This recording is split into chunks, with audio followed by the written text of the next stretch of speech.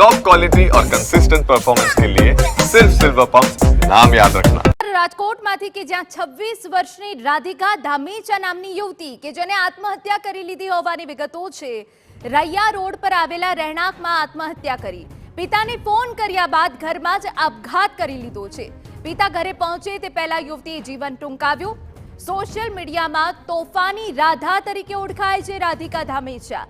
છેલ્લા થોડા વર્ષોથી પરિવારથી અલગ રહે છે યુવતી। તાજેતરમાં ગોવાથી પરત આવી હતી યુવતીની આત્મહત્યાનું કારણ હજુ અકબંધ છે। જો કે પોલીસે હવે ચક્રો ગતિમાન કરી રહ્યા છે કે કયા કારણોસર યુવતીએ આત્મહત્યા કરી છે। મોહિત, શું વિગત?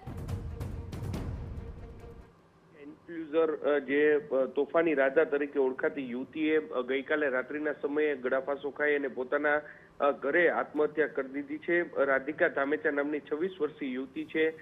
તેમને ગઈકાલે લગભગ 11:30 વાગ્યે પોતાના પિતાને ફોન કરીને કહ્યું હતું કે હું ઉપર જાઉં છું, અને ત્યારબાદ તેના પિતા છે તે તેના ઘરે પહોંચે તે પહેલા જ યુવતીએ ગળે ફાંસો લગાવી અને આત્મહત્યા કરી દીધી છે।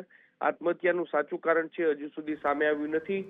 જે તોફાની રાધા તરીકે ઓળખાતી જે રાધિકા છે તે ઘણા વર્ષોથી પોતાના પરિવારથી અલગ રહેતી હતી અને થોડા દિવસ પહેલા તે ગોવા ફરવા માટે ગઈ હતી અને ત્યારબાદ તે અપસેટ હોવાની વાત છે તે પ્રાથમિક રીતે સામે આવી છે। હાલમાં પોલીસે તેમના મૃતદેહને પોસ્ટમોર્ટમ માટે મોકલી અને આત્મહત્યાનું કારણ શું છે તે દિશામાં વધુ તપાસ શરૂ કરી છે। જી બિલકુલ, આભાર મોહિત। તો તાજેતરમાં યુવતી ગોવાથી પરત ફરી હતી। યુવતીએ કયા કારણોસર આત્મહત્યા કરી છે તે કારણ અકબંધ।